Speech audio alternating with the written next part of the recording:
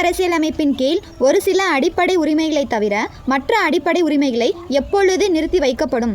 தேசிய நெருக்கடியின் போது. இந்திய அரசியலமைப்பின் எந்த பகுதியில் அடிப்படை உரிமை இடம்பெற்றுள்ளன? பகுதி 3. இந்திய அரசியலமைப்பின் எந்த சரத்து பட்டங்களை ஒழித்தல் பற்றி கூறுகிறது? விதி 18.